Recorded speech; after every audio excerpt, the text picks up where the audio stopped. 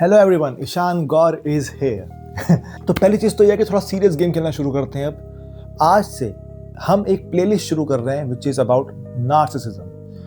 When I have talked to a lot of people have taken consultations from me, उन लोगों के अंदर मैंने चीज देखी है कि वो इनडायरेक्टली एक नार्सिसिस्टिक ट्रैप में हैं और उनको पता भी नहीं है, और वो बहुत ज्यादा जिंदगी अपनी खराब कर देते हैं सिर्फ उस ट्रैप में रहकर। होता यह है कि नार्सिसिस्ट जो लोग होते हैं ना, they actually first trap you, पहले आपको अकेला करेंगे और फिर आपको ट्रैप में डालेंगे, जो कि हम आगे देखने वाले हैं इस पूरी प्लेलिस्ट में। ये पूरी प्लेलिस्ट बनेगी नार्सिसिस्ट के ऊपर। दूसरी बात बता दूं, ये प्लेलिस्ट पर्याप्त है।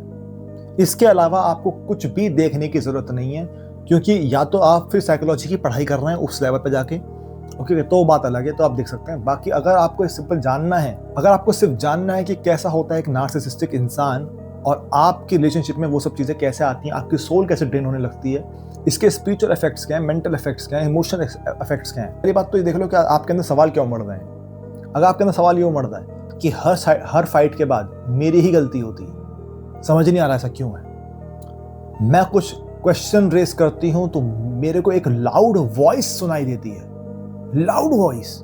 अगर मैं अपनी वॉइस लाउड कर दूं तो मुझे एक थप्पड़ जैसा चीज साइन दिखाई देता है कि ये बंदा मुझे मार देगा या कुछ कर देगा। That level of thing. बहुत ही ज्यादा रिलेशनशिप जो बन चुकी है वो मिक्स ऑफ थिंग बन चुकी है। 80% रिलेशनशिप टॉक्सिक बन चुकी है, 20% अच्छी रहती है। मैं 20% झेलने के लिए ये 80% का पॉइजन पीती हूं। It is a high time to watch these videos because it will make a significant change in you and that change is important.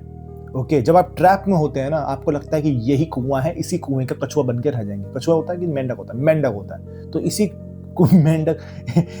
कुएं के मेंढक बन के रह जाएंगे।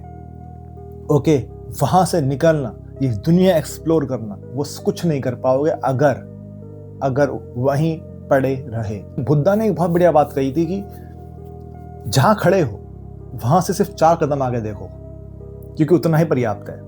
तो ये प्लेलिस्ट पर्याप्त है।